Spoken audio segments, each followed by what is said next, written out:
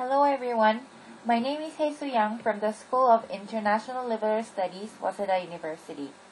Hello, my name is Hyunjae Jeon from the School of International Liberal Studies, Waseda University. Today, we will have a presentation about returnees issue in Japan and Korea in terms of cultural adoption and education. Let it begin from the issue in Japan. Mainly due to the fast economic development in Japan around 1960, many Japanese companies began to open their offices overseas and strengthen their business with foreign companies. Under the new business conditions, companies also dispatched Japanese people to overseas office with their family. According to the numeric data from Inoue's book Gendai Bunkaro, more than 50,000 Japanese people were living out of Japan in 1960. As the number of overseas Japanese population increased, the number of returning family also increased. It was reported approximately 13,000 young generation returned to Japan in 1991. Similar to the case of Japan, for Korea, the number of people living out of Korea began dramatically increase, resulting from economic development. According to the data researched by the Ministry of Education and Science Technology in 2009, approximately 43,000 Korean people were living outside of Korea. However, in Korean case, there is one distinguishably different point from the case of Japan. 28,000 out of total 43,000 were mainly soil child sent to English-speaking countries for their early education of English. Returned Japanese young generation suffered from social stereotype, which assume that they are all from English-speaking countries and lack of Japanese mind. As a result, they were regarded arrogant and spoiled in their home society. Furthermore, the education system at that time was not supportive enough to embrace the returnees. The situation in Korea was very similar with Japanese society, since Korea and Japan were typical example of strongly bounded society with homogeneity. Many students felt frustrated because of social discrimination and difficulties under the Korean education system, which couldn't embrace them. According to the data from the Ministry of Education and Science Technology, it was researched that only 15 public elementary schools in Korea had a special class for returnee students in 2007. Back to Japanese case, as a large number of young generation came back to Japan, it has become the social issue. Japanese society defined them as kikoku shijo, which means returned young generation in Japanese word. Society forced kikoku shijo to be normal Japanese without any social supports under the theory of Nihonjin-no. They were regarded as a social failure if they didn't become and act as normal Japanese. This shows how strongly Japanese society is bonded with homogeneity. As a result, kikoku shijo have lost their identity, who they are, and where they are originally from. Kikoku shijo, who failed to adopt themselves into Japanese society, felt frustrated as well and became social failures under Japanese public education system. The language differences between Japanese and Western languages they used to speak made the matters worse.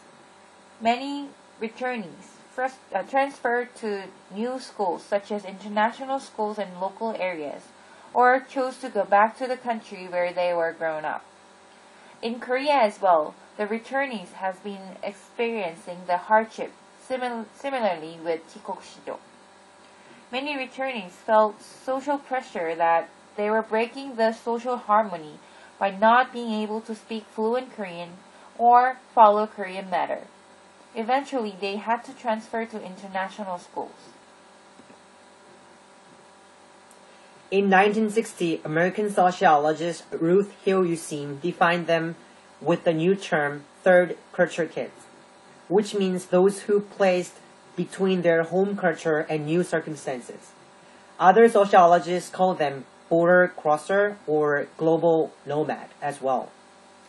According to USIM and other sociologists' study, they found out that third culture kids from form their own unique culture and boundaries. As they were able to maintain diversity in Western countries, they could successfully create and kept their boundaries in Japan.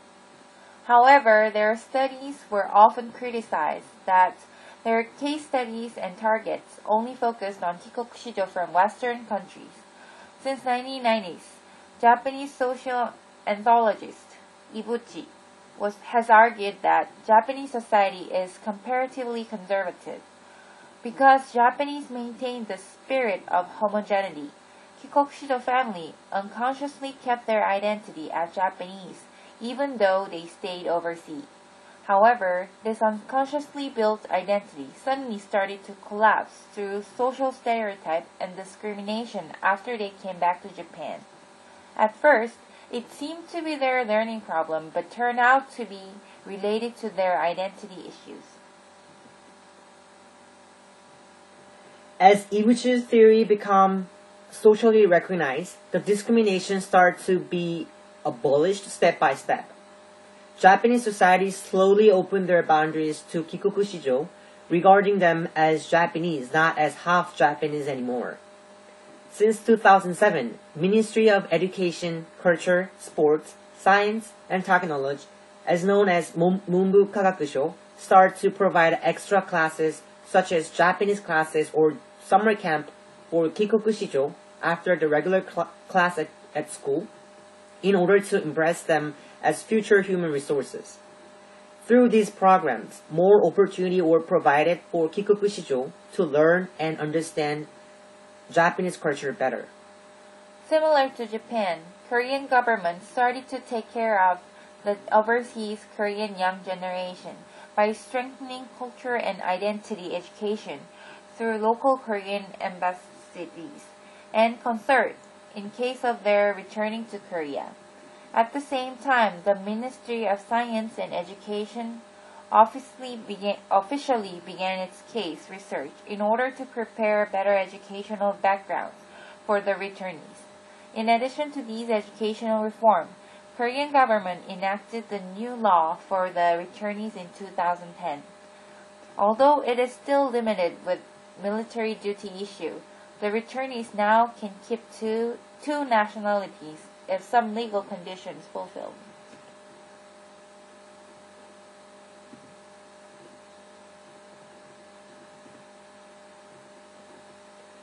The returnees' identity issue tends to occur when a nation grows rapidly.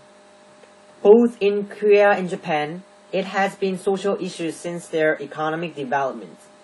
It can be assumable that this issue can be happened at developing countries in Asia in near future.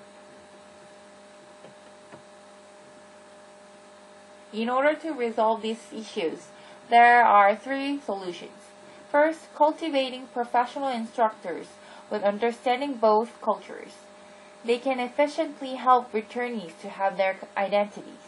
Second, creating the relaxing and comfortable educational environment so that returnees can feel as they are at home.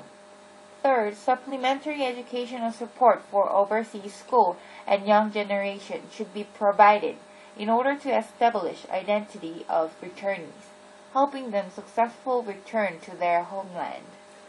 Fortunately, kikokushijo in Japan and the returnees in Korea are now evaluated as future leaders in terms of the cultural diversity and ability to speak multi-languages. In order not to repeat same mistakes and to provide better plans for other developing countries in Asia, the kikokushijo issues should be more deeply discussed and researched. Here is our reference for our presentation. And this is the end of our presentation. Thank you for listening.